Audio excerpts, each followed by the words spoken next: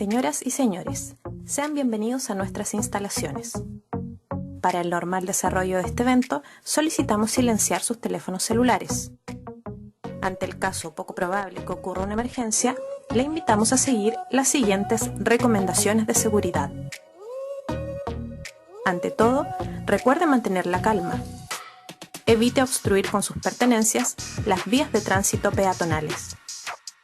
Respete las señales de evacuación. No actúe por iniciativa propia.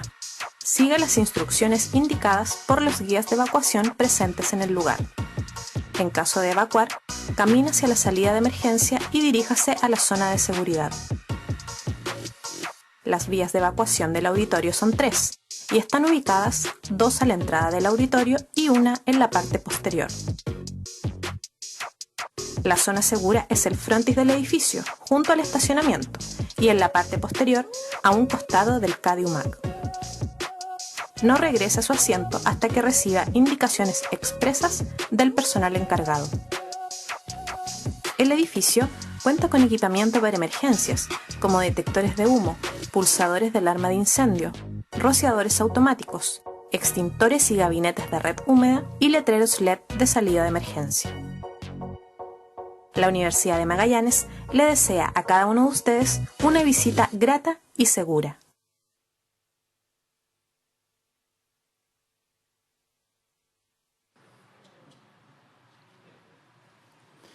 Buenas tardes a todos quienes han llegado hasta el auditorio del Centro de Asistencia Docente e Investigación CADI de la Universidad de Magallanes. En este pequeño taller de salud humana y salud ecosistémica, a la cual hemos convocado a la comunidad universitaria. Antes de partir, voy a dejar a la directora del CADI UMAC, Karena Espinosa, quien nos va a dar su saludo.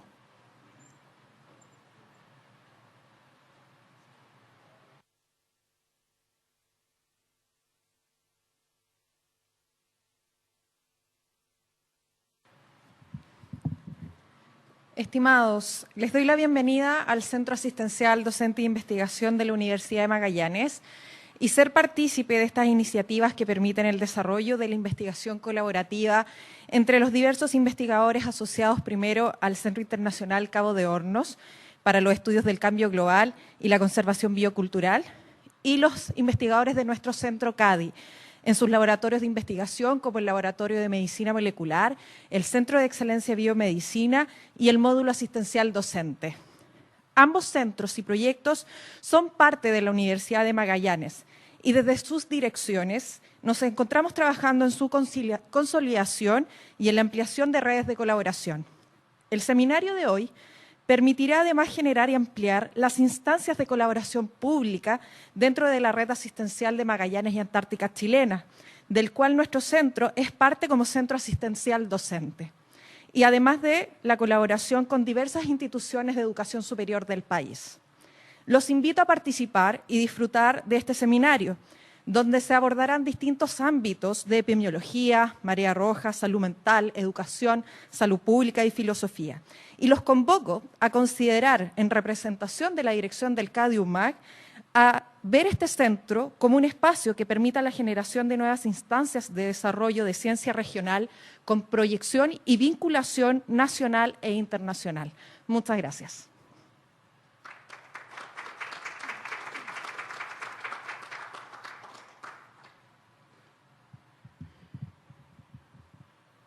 A continuación, escucharemos la presentación Estudios Ornitológicos y Epidemiología Ecológica, que nos expondrá el investigador asociado al Centro Internacional Cabo de Hornos CHIC, Rodrigo Vázquez, quien es doctor en Ecología Evolutiva de la Universidad de Oxford, Inglaterra. Actualmente es profesor titular de la Universidad de Chile. Sus investigaciones incluyen pequeños mamíferos y aves que habitan diversos tipos de hábitats con distribuciones geográficas amplias, focalizándose en la capacidad de los animales para sobrevivir en ambientes heterogéneos y cambiantes. Doctor Vázquez, buenas tardes.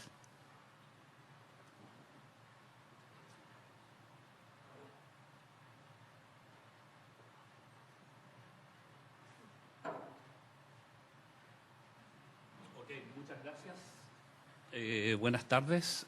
Bueno, yo hace más de 15 años o alrededor de esos años, digamos, partí estudiando aves en lo que llamamos nosotros el sur del mundo, y poco después de eso colaboré con algunos colegas asociados a parásitos, ¿no es cierto?, de aves silvestres, y eso nos ha llevado a preguntarnos algunos temas asociados a epidemiología en el sur del mundo. Si bien mi charla va a ser más dedicada a las aproximaciones y miradas, pero bueno, pueden hacerme preguntas también al final. Aprovecho de inmediato a preguntarles las principales aves que hemos trabajado en los últimos años. Los dos son aves paseriformes, ¿no es cierto? Las aves son aproximadamente más de 11.000 especies a nivel mundial, de las cuales alrededor del 50% son las que se le llama aves cantoras, ¿no es cierto? Estas dos pertenecen a ese grupo, pero son dos grupos muy diferentes. El chincol es este que está aquí, que en esta zona del planeta es migratorio, no está todo el año. De hecho, todavía no llega a reproducirse, pero va a llegar en algún momento. Y el rayadito habita todos los bosques patagónicos, o sea, es una especie básicamente chilena y un poco en Argentina, en tanto haya bosque patagónico. Eso por ese lado. Bueno, creo que es la única diapo con mayor texto, pero no es menor, digamos, porque los temas de investigación que nos han llevado tienen características únicas a nivel mundial. Sobre todo al sur del mundo, digamos, había muy pocas comparaciones. Hay mucha investigación en el hemisferio norte, sobre todo a altas latitudes, Alaska, Canadá, los países nórdicos, en Rusia también, ¿no es cierto?, donde hay mucha más población y países desarrollados, ¿no es cierto?, pero se sabe muy poco de lo que ocurre en ambientes similares, aunque no totalmente similares, y eso lo voy a profundizar en un minuto, ¿no es cierto?, al otro lado del planeta, en el sur del mundo. Y obviamente Magallanes tiene una ventaja comparativa porque no hay zonas terrestres que no sean antárticas más sureñas que Magallanes y sus islas sureñas, ¿no es cierto? Bueno, y las aproximaciones que se han focalizado en aves, ¿no es cierto?, sobre todo las aves cantoras paseriformes, un grupo, están asociadas a, ahí yo mismo, esto está raro, a estudios comportamentales y después reproducción e incluso aspectos migratorios, que espero mencionar algo. Bueno, como les decía, ¿no es cierto?, si bien la mayoría de investigaciones de altas latitudes se han asociado en el hemisferio norte, en el sur de Chile el contraste es de mucho interés.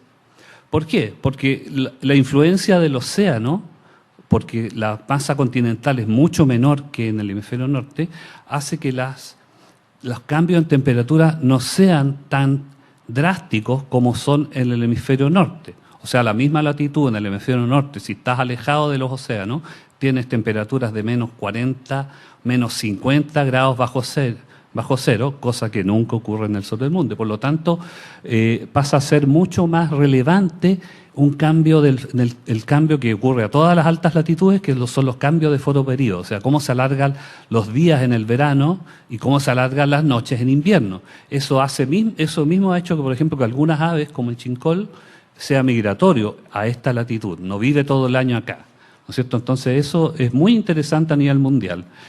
Y por lo tanto eso nos ha llevado a dos áreas integrativas, ¿no es cierto?, de estudiar. Uno, los parásitos que hemos encontrado, ¿no es cierto?, asociados a la malaria aviar, que no es la misma malaria en humanos, ¿no es cierto?, pero similar, con organismos protozoos unicelulares, ¿no es cierto?, que entran seguramente por mosquitos que los picaron seguramente a latitudes más norteñas, y ahí hay el fiofío, que no tengo fotos, creo, o tal vez más adelante, y el chincol, que son los migratorios, podrían ser los que podrían estar dispersando a otras especies, o sea que podría tener esto implicancias de transmisión, que no es menor, y eso esperamos estar investigándolo en este proyecto, digamos. Y lo otro es de construcción de nicho, o sea, cómo a partir del comportamiento y la ecología algunos animales construyen un nicho que no tiene solo las consecuencias propias, o sea, el mismo que un ave construye un nido, incluye muchos, por ejemplo, insectos y parásitos que no es que le hagan daño necesariamente al ave, sino que es su hábitat también de vida. Entonces eso es interesante también de verlo cómo interactúan. Y bueno, sabemos, ¿no es cierto?, los que estudiamos biología en general, que la mayor diversidad en el planeta está cercana a las zonas del Ecuador. Aquí, mientras más rojo, mayor diversidad, o sea, mayor número de especies distintas que hay. Y mientras nos alejamos del Ecuador, disminuye. O sea, obviamente ahí hay menos especies a mayor distancia del Ecuador y mientras más nos acercamos a los polos. Pero lo interesante es que esas menores cantidades de especies tienen capacidades de vigas muy distintas a las que habitan, ¿no es cierto?, en zonas tropicales, muy, por ejemplo, adaptadas a los cambios, como mencionaba hace unos minutos, de luminosidad entre invierno y verano, por ejemplo, ¿no es cierto? Y eso justamente es un tema, ¿no es cierto? El planeta Tierra y sus continentes influyen mucho. Y claramente el hemisferio norte es mucho más terrestre comparado con el hemisferio sur, ¿no es cierto? Eso hace que, por ejemplo, a la misma latitud de Punta Arenas, pero si ustedes vivieran en Norteamérica, a 1000 kilómetros o a 500 kilómetros de cualquiera de los dos océanos, tendrían temperaturas mínimas de menos 40 grados en invierno, cosa que jamás ocurre acá, o incluso más baja, digamos. Entonces eso afecta mucho y influye en cómo son las formas de vida a nivel local. Y bueno, esta es una concepción mundial, ¿no es cierto?, como vemos los mapas mundi. La posición de los continentes no tiene una estructura única y solamente aparece en el norte hacia arriba por aspectos históricos, donde los países desarrollados son mayoritarios, obviamente, y además son los más antiguos y se ubican en lo que es llamado el hemisferio norte, pero en realidad podríamos mirarlo así también, ¿no es cierto?, de esta manera, que me gusta mucho. Esto lo venden en Australia, digamos, y es muy bonito y muy interesante, porque eso es una concepción, digamos, que uno puede cambiarla si es necesario. Y bueno, ya hace alrededor de 14 años publicamos, ¿no es cierto?, con colegas españoles, aspectos de parásitos, ¿no es cierto?, en aves, donde se integran aspectos ornitológicos, entomológicos, algo del área médica de aves, ¿no es cierto?, y gestión. Y justamente en 5 lugares de Chile, pero sobre todo también encontramos y hicimos muestreos en las cercanías hacia el norte, un poco de Punta Arenas, y también en Isla Navarino, ¿no es cierto?, pero también otros 3 sitios en Chile central y un poquito al norte hacia Fray Jorge, ¿no es cierto?, y encontramos protozoos que son asociados a la malaria aviar en aves, ¿no es cierto?, que ahí aparecen los 3 géneros, Plasmodium, Homoperdeus y Leucocitozoon, ¿no es cierto?, y eso es lo que hemos estado y vamos a tratar de profundizar en mayor envergadura, sobre todo ver los vectores, si llegó con una especie de ave en particular y si hay vectores que pueden estar transmitiéndolo de una ave a otro, ¿no es cierto? Eso es importante. Por eso investigaciones futuras como aparecen ahí son los efectos de dicho parásito en algunas especies de aves, los posibles vectores, o sea, insectos que piquen uno y después se lo transmitan a otro, por ejemplo, ¿no es cierto?, y las diferencias y similitudes de distintas aves, sobre todo comparando distintas formas de vida entre aves paseriformes, por ejemplo.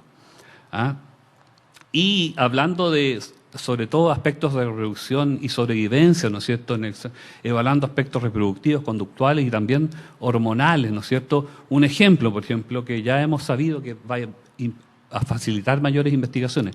El chincol, que habita en esta parte del continente, ¿no es cierto?, porque el chincol es una ave muy interesante, habita desde México hasta Cabo de Hornos, ¿no es cierto?, produce comportamientos agresivos, es normal en la temporada, todas las aves se ponen más territoriales y más agresivos, ¿no es cierto?, pero en es la temporada temprana y tardía, a diferencia de lo observado en poblaciones más nortinas o en especies emparentadas del mismo género que habitan en el otro hemisferio, porque está mucho más acotado, ¿no es cierto?, el período reproductivo. Y eso tiene que ver un poco con lo que recién decía de cómo es la estacionalidad y el clima, ¿no es cierto?, que tiene que responder de esa manera. Eso por ese lado, digamos. Un ejemplo, y esto es un ave europea, ¿no es cierto?, el erregirio común, solo para mostrarles cómo afecta, y algo de eso esperamos seguir estudiando, ¿no es cierto? Aquí lo que se ve, por ejemplo, que algunos parásitos sanguíneos implican un menor desarrollo en los pollos, ¿no es cierto?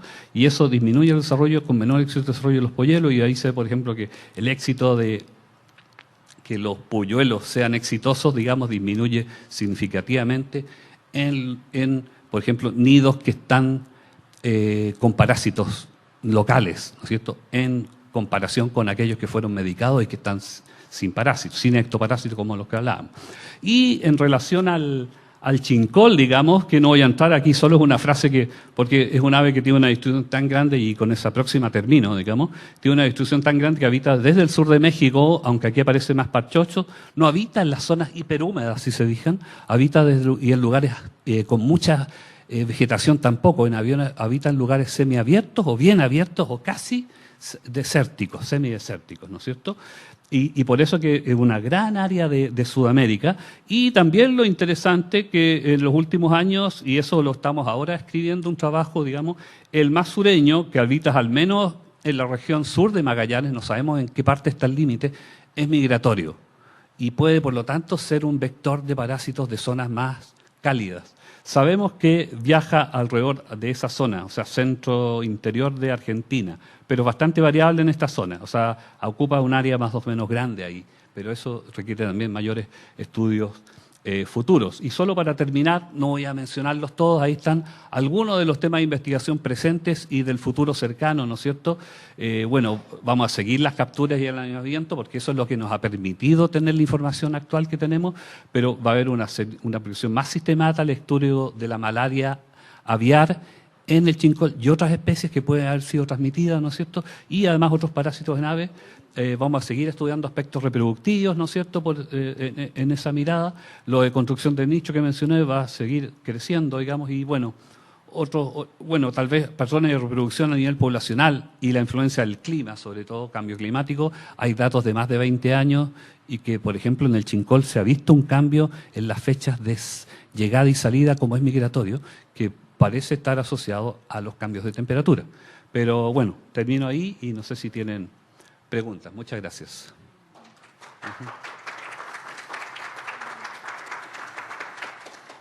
Voy a ir a tomar un poquito de agua.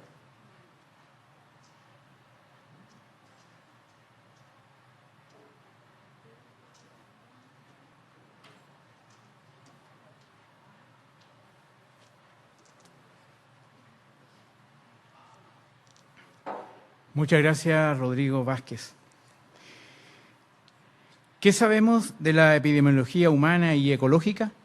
Sobre ello nos hablará el doctor Mauricio Canals, médico, epidemiólogo e investigador asociado al Centro Internacional Cabo de Hornos, quien es jefe del programa Salud Ambiental de la Universidad de Chile y profesor titular de la Escuela de Salud Pública. Sus áreas de interés investigativa abarcan la zoonosis, entomología y ecología médica. Doctor Mauricio Canals, bienvenido.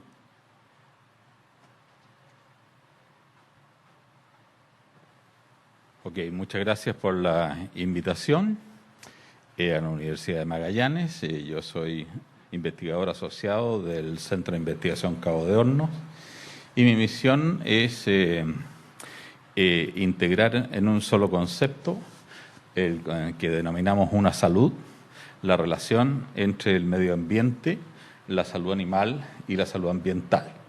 De este modo les voy a mostrar una conceptualización y que desemboca en 3 ejemplos prácticos. Voy a tratar de pasarlas rápidamente para no aburrirlos. El concepto de una salud corresponde a un concepto creado aproximadamente en 2004 en lo que constituyó la llamada los 12 principios de Manhattan, en que se reconoció que la salud humana, incluida la salud mental, la salud animal y la salud del ecosistema están estrictamente vinculadas, de tal manera que no se pueden diferenciar entre ellas 3 y que para abordar entonces la salud humana hay que tener en consideración lo que está pasando con la salud ambiental, lo que está pasando con la salud de todo el entorno, en particular la salud ambiental. El concepto de una salud es un enfoque multidisciplinario que integra distintos aspectos: la salud ambiental, la ecología, medicina, salud, medicina, microbiología, economía, veterinaria, salud pública, biología molecular, a las diferentes escalas, a la escala del individuo, escala de la población, escala del ecosistema. Hay problemas asociados que son muy importantes, que son del ámbito de una salud, entre ellos el estudio de las bacterias, vectores, virus, parásitos, la resistencia antimicrobiana, la seguridad alimentaria, las bioamenazas, también las intervenciones, la vigilancia, vacunas, control de vectores, ¿no es cierto?, y sanitización. Pero sin embargo no son solo las enfermedades infecciosas, sino también las metabólicas, osteoarticulares, cáncer y cardiovasculares y aquellas de exposición ambiental, especialmente las respiratorias, las que son un área de interés de una salud. Esto es especialmente relevante con lo que está ocurriendo hoy día, que es el cambio climático, ¿no es cierto?, en que podemos observar la interrelación entre el aumento de la población humana con gran cantidad de actividades humanas que producen contaminación y aumento de la temperatura. La población se hacina, se colonizan ambientes naturales, se interviene en la naturaleza y los climas favorables, productos del aumento de la temperatura asociados a la colonización y migraciones, producen aumento en las tasas de contacto y probabilidades de infección. Eso hace que aumente el número reproductivo básico de las enfermedades y aparecen nuevas enfermedades o reemergen otras que ya habían desaparecido. Existen varios hotspots de diferentes enfermedades que están actualmente emergiendo o reemergiendo, y el trabajo seminal, ¿no es cierto?, de Kate Jones de 2008 nos mostró que gran cantidad de esas enfermedades emergentes son zoonosis, es decir, son animales que se han originado, ¿no es cierto?, en animales o tienen relación con animales. Si ustedes se fijan, allí hay algunas que están cada vez siendo más conocidas. El ébola, ¿no es cierto?, recuerden la epidemia de 2014, el Marburg, ¿no es cierto?, la fiebre hemorrágica. Observen Human Monkeypox, es la viruela del mono, que ya era relevante en este paper de aproximadamente 2010. El virus Nipah, el virus Hendra, la Escherichia coli O157H7, etc. El antivirus, el síndrome cardiopulmonar por antivirus, relevante, ¿no es cierto?, en la emergencia de estas enfermedades. La conceptualización de Nathan Wolf es muy importante, de 2007, que nos hace considerar que todas las zoonosis, en realidad, no son enfermedades propias de los animales, sino que son etapas de transición desde el animal hacia el hombre.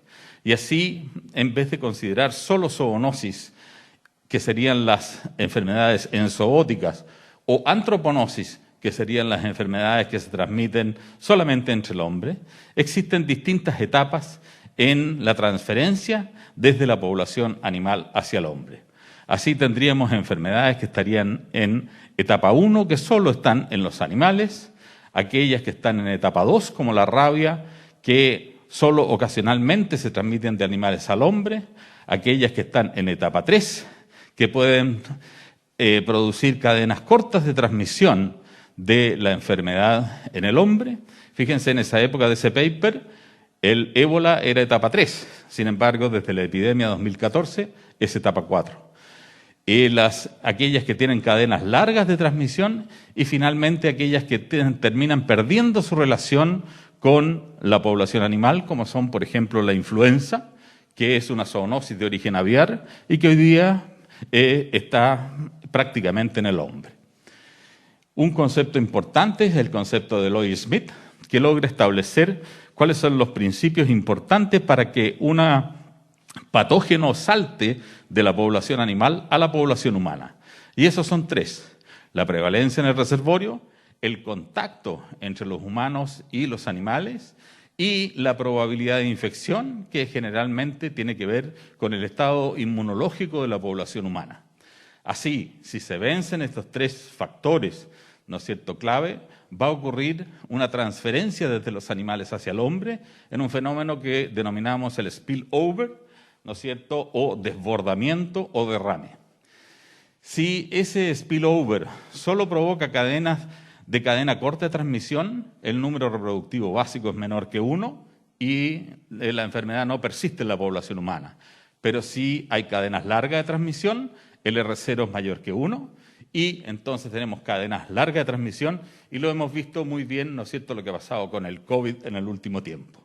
Ahí tienen ejemplos de distintas enfermedades con distintos R0. Observen, measles es el sarampión, entre 12 y 18, pertussis el coqueluche, entre 12 y 17, y ustedes están viendo que el Omicron hoy día es sobre 10 el número reproductivo básico. En la emergencia de las enfermedades, ejemplos clásicos, tenemos el West Nile virus, que en el año 37 solo estaba alrededor del Nilo, el virus del oeste del Nilo. Entre el 50 y el 93 ya saltó a Eurasia y desde 1994-2007 saltó a América siguiendo la ruta de las enfermedades migratorias, ya que el West Nile virus tiene un ciclo entre los mosquitos y las aves, de tal manera que nosotros somos el hospedero ocasional de alguna picadura de estos mosquitos y hacemos una encefalitis asociada al West Nile virus. Otro ejemplo dramático es lo que ha ocurrido con el dengue hemorrágico, transmitido por Aedes aegypti, y aquí tenemos, ¿no es cierto?, cómo era la distribución de Aedes aegypti en los años 1930, y miren lo que ha pasado en los 70, cuando se usaban métodos de control de este insecto, y posteriormente vemos cómo logró recuperar, ¿no es cierto?, con el cambio climático y el desuso del DDT, que actualmente ya no se puede usar, recuperó su zona de distribución. Y actualmente observen el sitio de distribución del dengue hemorrágico, que es uno de los problemas principales de salud pública en el mundo. Vamos a ver 3 ejemplos muy rápidamente, lo que hemos hecho nosotros en Chile, con este enfoque de una salud. Hemos estudiado la enfermedad de Chagas, ¿no es cierto? La enfermedad de Chagas es una enfermedad transmitida por una vinchuca, el vector, ¿no es cierto?, es una vinchuca, y el agente es un protozoo llamado Trypanosoma cruzi. Fíjense, la prevalencia entre el 2009 y 2010 era aproximadamente un 0,9% de la población de riesgo, y actualmente entre 2016 y 2017, la última encuesta ENO, la sitúa en un 1,2%. Se supone que la cadena de transmisión de la enfermedad de Chagas está cortada desde 1990 y recertificada en 2016. Sin embargo, ustedes ven que la prevalencia se mantiene aproximadamente constante, la tasa de incidencia ha ido aumentando y la tasa de mortalidad tiene una leve tendencia ascendente. De tal manera que uno pone un punto interrogativo al respecto. Estos son los vectores de la enfermedad de Chagas. Aquí tienen los 4 fantásticos. Este es Triatoma infestans, Rhodnius prolixus, Triatoma dimidiata y Panstrongyllus megistus. Afortunadamente en Chile solo tenemos 4 vectores de la enfermedad de Chagas. El vector doméstico, el más importante, Triatoma infestans, entre los 18 y 33 grados sur, y 3 especies del género Mepraya, que son los vectores silvestres. Mepraya gajardoi, costero en el norte de Chile, Mepraya parapátrica en la zona de Copiapó, y Mepraya spinolae desde Copiapó hasta los 33 grados sur, aproximadamente la región de O'Higgins. Estos vectores portan al Trypanosoma cruzi, o sea, todos son potenciales vectores de enfermedad de Chagas, con porcentajes de infección que varían entre el 20 y el 40%. El problema que tenemos, a pesar del corte de la cadena de transmisión, que en el último tiempo el equipo de Catán y Antonella Basigalupo han estado encontrando focos silvestres de Triatoma infestans. Han encontrado en distintas partes, en Calera de Tango y otras zonas asociadas al chagual, Apuya chilensis, en estos ambientes semiáridos. Otro problema que tenemos, estos estudios lo hicimos con el doctor Frías, ¿no es cierto? Hemos encontrado a Mepraya spinolae en las casas. Esa es una foto de Mepraya spinolae en una casa de Colina. Y en un estudio más amplio se han encontrado focos domésticos de Mepraya spinolae, el vector silvestre, en Atacama, Coquimbo y Valparaíso. Aquí tenemos otro problema asociado a la enfermedad de Chagas y que tiene que ver con salud animal, es la alta prevalencia que existe de Trypanosoma cruzi en el reservorio. Recordemos que el vector son las vinchucas, pero que el reservorio son los vertebrados terrestres, y aquí tenemos algunos de ellos, ¿no es cierto? Aquí tenemos este es Oligorhizomis longicaudatus, Octodontegus, y aquí está Phyllotis darwini, y también Capra hircus, Tilamis elegans, Octodontegus, Phyllotis darwini, Abrotis olivaceus, todos con un alto porcentaje de infección. Fíjese, 36, 46, 51, 45, 59%. Pero también son importantes los perros, los gatos y las cabras, que hacen la interfase entre el ciclo doméstico de la enfermedad y el ciclo silvestre. Los porcentajes de infección allí están anotados. A pesar del corte de la cadena de transmisión, hemos estudiado con métodos de Maxent, con métodos de estudio del nicho, ¿no es cierto?, ver la distribución de la enfermedad de Chagas en Chile, y esta no ha cambiado desde 1989 a 2017. O sea, esto nos hace pensar que prácticamente siempre la distribución sigue siendo vectorial y no Chagas congénito. Un aspecto interesante, mediante modelos matemáticos se puede probar que el Chagas congénito no se puede mantener en el tiempo, porque su R0 es muchísimo menor que 1. Es decir, si suprimen la transmisión vectorial, el Chagas debiera desaparecer en 2 generaciones. Aquí tenemos las tasas de mortalidad que muestran los sitios de riesgo, y un fenómeno que hemos estado viendo es la aparición de focos de riesgo de Chagas en lugares donde no hay vinchuca, y eso se explica por migración interna. Y ahí vemos cómo fenómenos humanos afectan la distribución de las enfermedades. Otros estudios nos han permitido ver las áreas donde hay pacientes chagásicos, las áreas donde hay vinchucas, y vemos la intersección entre las dos. Y detectamos algunas áreas donde hay pacientes chagásicos, pero no hay vinchucas, otros donde hay vinchucas, pero no hay pacientes chagásicos, que son sitios de mucho interés epidemiológico, porque pueden ser o bien por submuestreo o bien por subnotificación. Otros estudios que hemos hecho que tienen que ver con el cambio climático, hemos detectado qué es lo que pasaría con la distribución de la enfermedad de Chagas en escenarios de cambio climático, los escenarios RCP 2.6 y RCP 8.5, detectando que existe probablemente aquí serían las zonas de expansión de la enfermedad de Chagas a lo largo del tiempo, y tendríamos esas zonas rojas, serían lo que se expandería la enfermedad de Chagas en el territorio chileno. No habría una gran expansión norte-sur, pero sí este-oeste. Y el número reproductivo, la mediana del número reproductivo promedio, del número reproductivo aumentaría de 1, que es lo que tenemos hoy, hasta alrededor de 2,6 a 2,4, lo que sería un importante aumento en la transmisión. También ocurrirían fenómenos similares con los vectores silvestres de la enfermedad de Chagas. Estos son estudios del equipo de Careza Botton, Antonella Bacigalupo y Catán, que han mostrado que en vectores silvestres como Mepraya spinolae y Mepraya gajardoy también ocurrirían aumentos en la distribución. Así entonces podemos decir, nuestros estudios de Chagas nos muestran que el cambio climático va a afectar la distribución de la enfermedad de Chagas, que tenemos problemas con los vectores silvestres que pueden aumentar su expansión, tenemos problemas que la vinchuca doméstica se está asilvestrizando, de tal manera que el Chagas va a pasar de ser un problema doméstico a un problema de trabajadores del campo, probablemente un problema, ¿no es cierto?, de salud laboral. Segundo ejemplo es el loxocelismo. El loxocelismo, ¿no es cierto?, corresponde a la mordedura de la araña del rincón, que es Loxoceles leta aquí en Chile, ¿no es cierto?, que su veneno contiene hialuronidasa, leoartenol, esfingomilinasa, y que produce estas lesiones dermonecróticas e incluso loxocelismo visceral con posibilidad de morir los pacientes.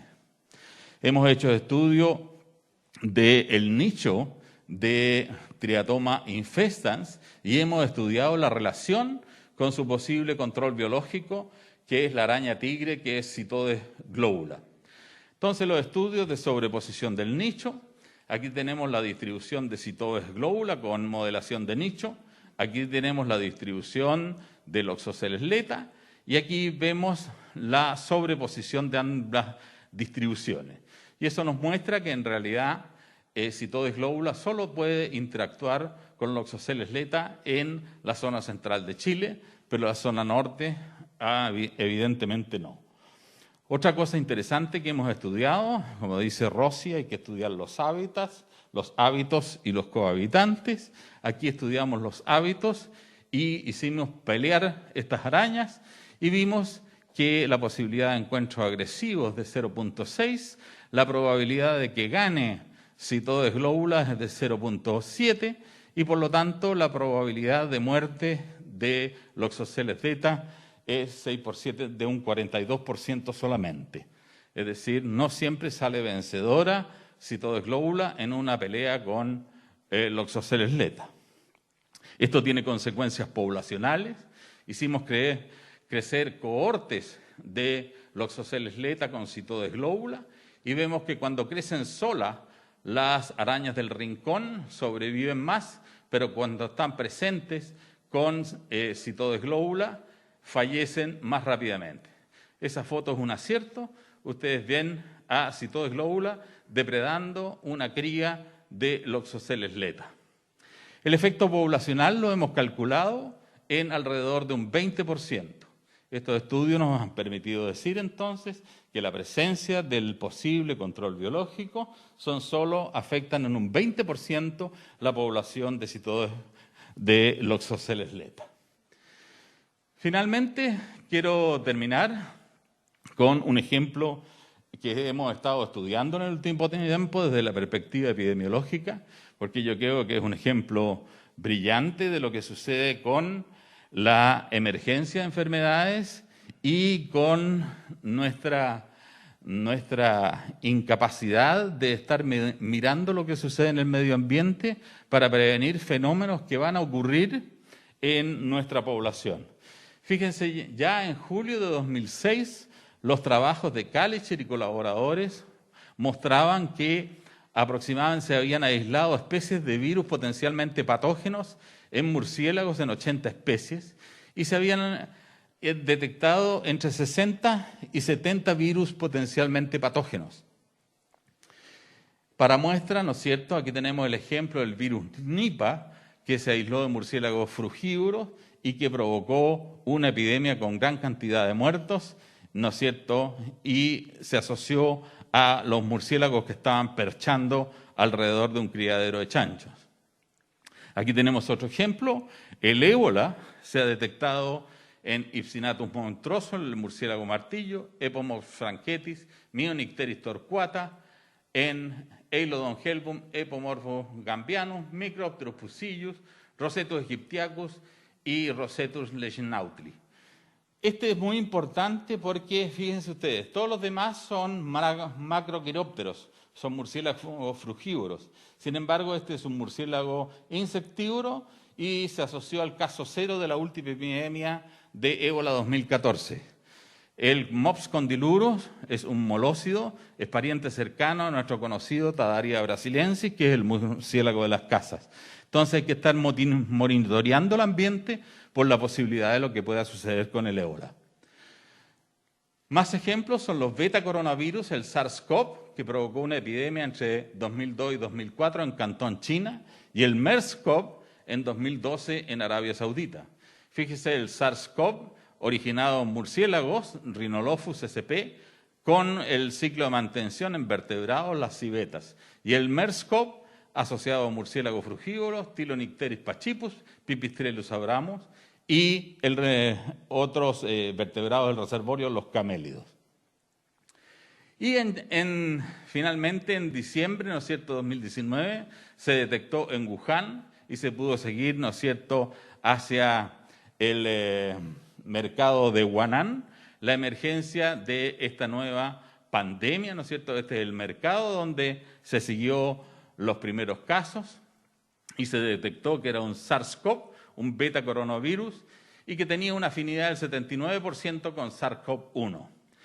Las claves fundamentales se encontraban en el dominio receptor, el RBD, ¿no es cierto?, que se une a la enzima convertidora de angiotensina 2, el ACE2. Se detectaron los aminoácidos principales de la proteína S y posteriormente se ha encontrado que este virus, el virus que circula en los humanos, ¿no es cierto?, se ha encontrado sus parientes más cercanos en especies de murciélagos del género Rhinolophus, en Rhinolophus affinis y en Rhinolophus malayanus, el coronavirus RAT G13 de Rhinolophus affinis y el coronavirus RMINO2 de Rhinolophus malayanus. Se detectó que el virus de Rhinolophus malayano comparte el 93% de la identidad nucleotídica, ¿no es cierto?, con el virus humano, y RAT un 96%. Y posteriormente se detectó un virus que circula en el pangolín, un SARS-CoV, que tiene entre un 90 y un 97% de afinidad en los sitios S y el sitio RBD, ¿no es cierto?, antigénicos del virus. De tal manera que tenemos una zoonosis que ha emergido en el último tiempo y que corresponde a la epidemia que estamos viviendo. Nosotros también se ha detectado que existen otros vertebrados potenciales, entre ellos los siameangos, los cercopitécidos, tigres, úrsidos, hiénidos, cánidos y prosiónidos, etc. Hemos tenido, ¿no es cierto?, una gran epidemia. Aquí tenemos los 4 ciclos anteriores, ¿no es cierto?, hasta llegar al de Omicron 1. No está la quinta epidemia, aquí está la 1, aquí está la 2, aquí está el brote Delta y hasta aquí está el brote Omicron y todas las intervenciones que se han hecho.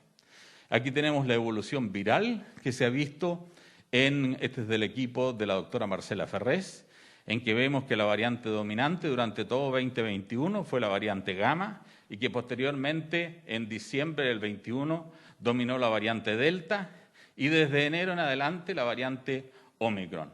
Actualmente más de un 90% es Omicron 2. Esta epidemia ha puesto en evidencia fenómenos de orden social en que en este estudio publicado en Science, Mena y colaboradores determinaron que en realidad los estados socioeconómicos más altos tienen menos muertes atribuidas a SARS-CoV-2, a COVID, ¿no es cierto? Y de tal manera que la vulnerabilidad social es mayor en aquellos más desprovistos. Y se pudo ver que la implantación de cuarentenas nunca se disminuyó más la movilidad de un 30% en los sitios más desprovistos, al contrario de las comunas más ricas del país. Por otra parte, el impacto hospitalario fue muy alto, fíjense, este fue el año 2020 en azul, 2021 en verde, que llegó hasta 3.400 UCI, y esta es la situación actual, en que actualmente tenemos ocupadas 125 UCI. Uno de los problemas fundamentales, ¿no es cierto?, fue la trazabilidad, que fue siempre baja. Otro problema que ha producido la pandemia del COVID-19 es el impacto colateral y que se puede evidenciar en este trabajo de Cuadrado y colaboradores, donde se ve que las confirmaciones por cáncer bajaron en aproximadamente un 40 o más por ciento y que los servicios, ¿no es cierto?, la ocupación de servicios asociados al cáncer también tuvieron una baja importante en la epidemia. De tal manera que esos son los efectos colaterales. Por otro lado, también hubo un impacto en las atenciones de niños sanos que cayeron significativamente. El control prenatal cayó en 125.000, los ingresos de control de niños sanos en 13.000, el control de niños sanos disminuyó en 400.000 durante la pandemia que estamos viviendo. También se ha producido impacto en los servicios de salud, así iban ascendiendo el número de exámenes totales que se tomaban en el servicio del Hospital Salvador, y observen la caída en el número de exámenes en el 2020 y una cierta recuperación en el 2021. Esto sucedió en prácticamente todos los exámenes, ecografías y digestivos, mamografías, TAC, pero los angio-TAC aumentaron, ¿no es cierto?, porque son para detectar tromboembolismo pulmonar, aumentaron muchísimo, se prácticamente quintuplicó el número de angio-TAC de tórax en la búsqueda de tromboembolismo pulmonar. El impacto más dramático fueron las muertes, ahí tienen la comparación de las muertes del 2020, del 2021 y 2022. Nosotros el 2022 tuvimos un pic muy alto, pero actualmente han descendido significativamente y estamos del orden de alrededor de 10 muertes diarias, mientras que en 2021 se estaban muriendo aproximadamente 100 a 120 personas diarias, que era equivalente a la caída de un avión todos los días. La letalidad, afortunadamente, ha ido disminuyendo a lo largo del tiempo, ¿no es cierto? Actualmente está cayendo en alrededor de un 1,3% sobre casos reportados, pero esa es la letalidad global. La letalidad diaria ha ido disminuyendo y actualmente con Omicron es de alrededor de un 0,5%, y eso se explica por teoría evolutiva, probablemente, además, estado inmunitario salud humana no son indiferentes. Nosotros tenemos que estar monitoreando el ambiente para entender la salud humana. Estudios futuros asociados, ¿no es cierto?, al Centro de Investigación Subantártico, el Instituto de Investigación de Cabo de Hornos. Pensamos que este es un buen modelo para estudiar, por ejemplo, resistencia antibiótica, que es uno de los principales focos que ha detectado la Organización Mundial de la Salud como problema de salud en el mundo y que puede ser estudiado a través del enfoque de una salud. El sistema social humano interactúa con el ecosistema, está incluido en él, pero conviene separarlo en dos. En el sistema social humano identificamos la industria farmacéutica, la industria alimentaria, los servicios de salud, la población humana, todas hacen uso de antibióticos. Las actividades humanas afectan el ecosistema a través de la población, del desecho de aguas, donde van desechos de antibióticos. El ecosistema, ¿no es cierto?, tiene el ganado, los animales domésticos, los animales salvajes y los microorganismos que van a recibir estos antibióticos y por lo tanto se va a generar resistencia antibiótica en los microorganismos. Y a través de los servicios ecosistémicos, nuestra población va a recibir esta resistencia antibiótica, estas bacterias con resistencia antibiótica, y vamos a tener pacientes ingresando desde fuera de los servicios de salud ya con resistencia antibiótica. Los insectos juegan un rol importante, primero como centinelas de resistencia antibiótica, ya que los dípteros, los himenópteros como las hormigas y los Blattaria como las cucarachas, portan bacterias con resistencia antibiótica e interactúan con las poblaciones animales y con la población humana. Eso es lo que quería contarles del enfoque de una salud y los beneficios que puede traer en el estudio de la salud pública. Muchas gracias por su atención.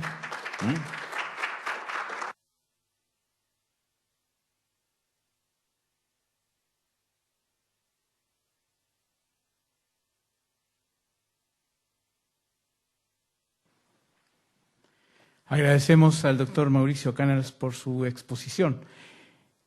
Asimismo, también agradecemos a quienes están conectados por la plataforma en vivo de UMAC TV, que están siguiendo también este breve taller. Desafíos 2030 de la Red de Salud Digital de las Universidades del Estado, competencias, interoperabilidad, telesalud. Es lo que a continuación nos exponen Stephen Hartel, biofísico, director del Centro de Sistemas en Información de la Salud y también vinculado al Laboratorio de Procesamiento de Imágenes Científicos en la Facultad de Medicina de la Universidad de Chile e investigador principal del Instituto de Neurociencia Biomédica, BNI, director del Centro de Informática Médica y Telemedicina. Su línea de investigaciones se relacionan a imagen científica y microscopía, medicina computacional, biología celular, procesamiento de imágenes, biofísica de membranas, informática médica. Junto a él también exponen Macarena Molina, enfermera conectora líder de la Red de Salud Digital de Universidades del Estado, y Sandra Gutiérrez, líder del área de Capital Humana del CENS. Bienvenido, buenas tardes.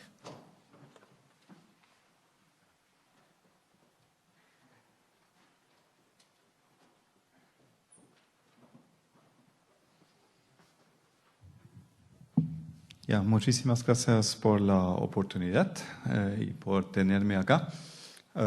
Quiero contarles los avances que hemos tenido en la formación de la Red de Salud Digital de las Universidades de Estados, RESTU, que formamos al principio de este año y que une todas estas hermosas 13 universidades públicas a lo largo del país. Esto es una nueva aventura, nunca ha sido más grande en términos de número de entidades educativas y estamos de verdad tremendamente alegres que esto ocurra. ¿Y por qué? No solamente por tener número, porque sabemos que nuestras mallas formativas en salud y también ingeniería y otras disciplinas no tienen competencias incluidas de salud digital.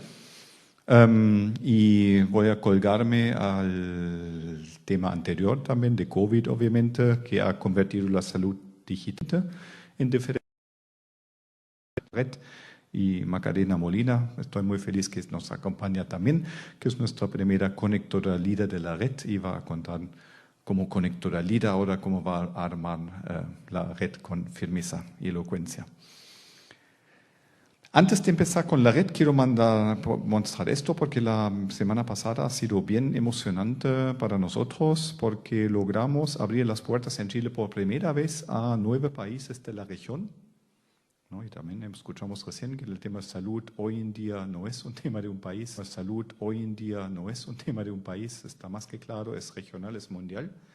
¿No? Y estoy tremendamente feliz que hemos logrado canalizar a través de un proyecto BIT, un público, un encuentro de estos 9 países en Chile, de los ministerios, de los equipos de los ministerios de estos 9 países que se han juntado y han realizado algo que se llama Conectatón, donde ponen a prueba sus sistemas de información digital y ven que pueden mutuamente leerse los códigos y entender los códigos QR que estamos haciendo aquí en la calle y que estamos usando cuando queremos viajar a Europa o Estados Unidos, ¿no? Y para que sepamos que este certificado digital que está contenido en el código QR es libre, entendible, único, es seguro, ¿no? Y puede usarse con elocuencia y no ser falsificado, por ejemplo, o mal usado, ¿no? Entonces hay que entender un montón y entre países por lo general hay grados de desconfianza también, ¿no? ¿Quién no desconfía en quién? Entonces estos conectatons sirven para ponerse en conjunto, en red, conversando, testeando con todas estas organizaciones aquí, ¿no? El OMS, la OPS, HL7, ¿no? Hay diferentes actores que garantizan que estos conectatons se realizan de buena manera y buena forma, ¿no? Así que esto ocurrió. Y ahí estamos fortaleciendo la capacidad de países de América Latina y el Caribe para enfrentar efectos COVID, lo escuchamos recién, todos lo conocemos, promoviendo la transformación digital en salud, ¿no? Y esto nunca antes ha ocurrido, así que estoy muy feliz de tenerlos en Chile y quería mostrar muy cortamente, sin entrar en detalles, que la arquitectura, lo que hay que hacer como país para avanzar, madurar en temas de salud digital, en realidad está bien descrito, ¿no? Otros países, otras regiones han pasado por muchos de los procesos, nunca lo hacen a la perfección tampoco, pero los principios más importantes que la OPS constituye 8 dominios, aquí 8 pasos, está bien descrito, está bien articulado, está bien determinado. No voy a entrar en los detalles, quizás lo dejo así. El gran arte es cómo llevo esto en la práctica en mi entorno, ¿no? La receta está, pero mi cocina funciona de cierta manera, ¿no? Con otras recetas, con otros ingredientes, y ahí estamos en Chile, ¿no? Pero es bueno saber que eso existe, ¿no? Lo abro, aprendo, lo implemento, y en la implementación está la gracia y el esfuerzo y el fracaso, y hay que aprender juntos, porque solamente juntos y en redes uno aprende bien, y es más entretenido que fracasar solo, ¿no? Entonces estos conectatons, y ahí está la imagen de la semana pasada, sirve para ver si los diferentes países pueden habilitar, ¿no? Su sistema, pueden emitir un código QR, pueden verificar la información, validar y testean si la información en este QR puede ser emitido y leído por los países de la región, Europa, Estados Unidos y finalmente, ojalá, around the world en algún momento, ¿no? Entonces, con esta filosofía de trabajar en redes, Raxel es la red que formamos a nivel América Latina, armamos también la red digital entre universidades del Estado. Ustedes saben de antes también de 5 años que existe el Centro Nacional de Sistemas de Información en Salud que contiene 5 universidades. La UMAC no participó en su momento y ahora aquí también está la UMAC, ¿no? Y ahí llego aquí para contarles que estamos ojalá en casa y ojalá estimularles de vuelta, las, para que pongan la fuerza y nos acompañan en esta aventura de 3 años, de 13 universidades, de un budget más o menos modesto por 3 años para 13 universidades, pero creo que es solamente la primera semilla para una red tan potente que veo nacer, ¿no? Y muchas gracias al Ministerio de Educación que nos financia ahí, y vemos qué pasa. Bueno, tenemos asociados también del sector privado, del sector público. HL7 es una organización de estándares internacional. RAUNA, creo que todos lo conocemos, la red, ¿no?, de investigación y educación de Chile. AIDER, que es una organización internacional que tiene una mirada no tan del primer mundo, sino más bien de países como India, asiática, a temas de la salud digital, africano también, que tiene otra mirada, otra velocidad también y otra manera de enfocar las cosas, mucho más simili de repente como vemos y somos capaces de, ¿no?, de poner las cosas en práctica en Chile. Entonces esta mirada nos ayuda mucho. Ya, el objetivo que quería mostrar de la red es desarrollar una gobernanza. En eso estamos orientados a fortalecer e instalar competencias, capacidades y acciones para casos de uso, ¿no?, use cases, ¿no?, qué queremos hacer, qué queremos los humanos, en el abordaje de los desafíos en salud digital, ya, vinculándonos con instituciones públicas y privadas, ¿no? Tampoco queremos ser separadores, pero sí ponemos énfasis en lo público acá. Tenemos 4 objetivos. El primero no voy a repetir, es la gobernanza de la red. El segundo va a capital humano y formación de capacidades y competencias en el desarrollo y la implementación, ¿no?, en las tecnologías de información en salud, en investigación e innovación. Y queremos llegar a programas de simulación y virtualización de actos médicos. Ahí estamos consensuando entre los 13 universidades el camino. Cada uno participa, tiene voz y el que actúa manda finalmente, ¿no? El que se mete perfila el camino. Eso es bien importante. 3, diseñar en conjunto también y en red y para todos sistemas para no replicar, ¿no?, juntar paralelismos, prototipos de sistemas de información y plataformas para usuarios y usuarias, finalmente para meter mano, ¿no?, y tener la infraestructura para programar, tener un servidor, trabajar en red, ¿no?, y hacer esta suerte de conectadores también para todos que meten manos en lo mismo y no por separado, bien así a lo grueso. Y finalmente, todos que estamos enseñando, que vivimos en el ámbito universitario, vemos y conocemos el tema de la salud mental, específicamente de nuestros estudiantes en este caso, y estamos haciendo muy poco hasta la fecha para hacernos cargo. Entonces dijimos, ¿por qué no usar el tema de salud mental de nuestros estudiantes como una temática que nos guía y vemos qué podemos hacer desde el mundo de la salud digital para mejorar la atención, ¿no?, de estos estudiantes en una fase temprana? Esos son los 4 objetivos específicos y aquí ya voy a pasar el micrófono a Macarena como buena líder nueva de esta red. Aquí esta red y está contratando diferentes personas nuevas con cierta filosofía que Macarena va a contar y que van a ser nuestros actores que convierten nuestros sueños en la práctica en los próximos 3 años, por lo menos. Así que les dejo con Macarena. Muchas gracias.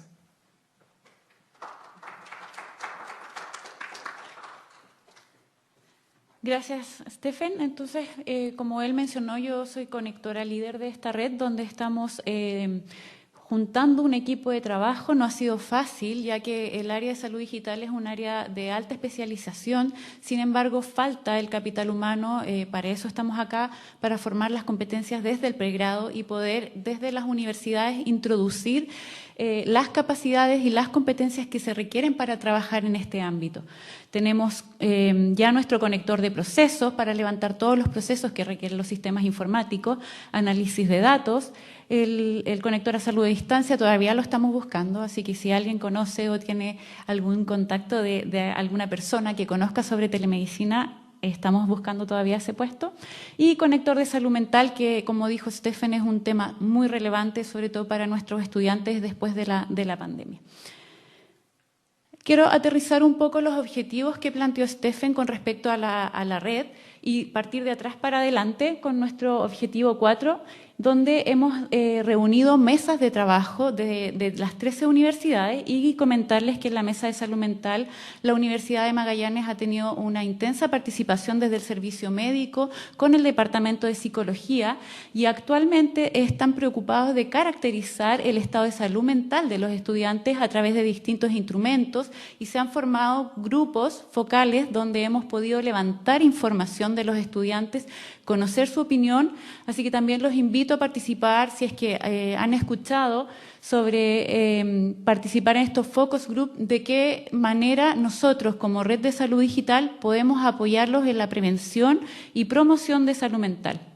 En la mesa de sistemas se comprometió para este año ya a tener los prototipos diseñados para poder aportar en los ámbitos en que la universidad se desarrolla, que son un ámbito asistencial, la formación y la investigación. Y en la mesa de competencias, donde estamos desarrollando el diagnóstico de cuáles son las competencias reales que tienen actualmente las universidades que participan de la red en cuanto a salud digital, y para poder definir un plan de trabajo que elimine las brechas que podamos encontrar y desarrollar un plan piloto para capacitar tanto a docentes que van a participar en la formación de estas mallas curriculares, donde se van a integrar las competencias de salud digital para los alumnos tanto de pregrado como posgrado y en educación continua. Y aquí podemos mencionar que ya existe a nivel nacional un marco referencial, que es lo que mencionó Stephen, con el trabajo que ha hecho SENS desde Capital Humano y donde Sandra nos va a contar brevemente de qué se trata. Ya, gracias. Yo como líder del área de Capital Humano del SENS, les quiero contar rápidamente lo que hemos construido, que es un aporte como un bien público para todas las universidades y los centros de formación técnica del país, porque el país en algún minuto se puso de acuerdo con respecto a qué competencias básicas se necesitan para instalar en las mallas curriculares, en los procesos formativos del ecosistema. Y ahí nace este modelo de competencias referenciales en salud digital, en sistemas de información en salud, donde ven dos áreas que están al medio: transformación de la salud y tecnología, con 8 dominios o ámbitos de desempeño, cada uno de ellos descrito por un set de competencias y más de 136 subcompetencias que están al servicio de todas las universidades del país. Y eso me interesa recalcar porque el país hizo un esfuerzo en ponerse de acuerdo y discutir cuáles son esas competencias claves de incluir en el currículum. Desde el SENS tenemos este bien público y hacemos un acompañamiento también con propuestas de integración curricular, cuál es la mejor manera o la manera más efectiva de dar sentido a estas competencias, pero dentro de los propios equipos docentes. Entonces, ahí el trabajo, la conversación, el ver cómo los académicos ya en este minuto están trabajando en distintos proyectos de salud digital, hacer una reflexión sobre esto y llevarlo al currículum es relevante, y hacemos este acompañamiento desde SENS. Y por último, el proyecto que estamos desarrollando es levantar 16 perfiles laborales, los primeros 16 perfiles laborales que describen los equipos de salud para implementar, desarrollar proyectos en salud digital. Así que esto es un proyecto que, por supuesto, se inserta y se articula con toda esta red a nivel nacional, y la idea es potenciar este trabajo. Gracias. Gracias, Sandra. Finalmente, en el objetivo y la mesa que tiene que ver con gobernanza, comentarles que la estructura de gobernanza y nuestro directorio sesionó hace una semana atrás y estamos muy contentos de poder decir que desde el directorio hubo 2 desafíos importantes que estamos en este minuto encaminando y podemos decir logrado, que son reforzar la relación entre las universidades y el entorno de gobierno en salud en las distintas macrozonas, y actualmente podemos hablar desde la macrozona sur, que estamos ahora posicionándonos en un trabajo mancomunado desde la universidad a la academia hacia los servicios de salud para generar propuestas y soluciones que permitan desarrollar la salud digital. Y eso también, a partir del directorio, generó la propuesta de implementar una unidad de propósito entre el sistema de salud nacional y regional y las universidades, reforzando la alianza para generar sinergia. Y venimos llegando de un viaje en Puerto Williams, donde en conjunto, desde la red de salud, el CENS y las distintas especialidades en conjunto con el CHIC desde la Universidad de Magallanes y el Servicio de Salud Magallanes, hemos generado un proyecto, no voy a mencionar porque estamos recién empezando a trabajar en un proyecto que podamos aportar desde la salud digital para la población de Puerto Williams y el hospital comunitario desde allá. Así que los dejo con la reflexión del avance que debería tener la salud digital en este país desde la red y como desde la Universidad de Magallanes posicionar la macrozona sur como un referente importante para el desarrollo de la salud digital de la zona. Muchas gracias.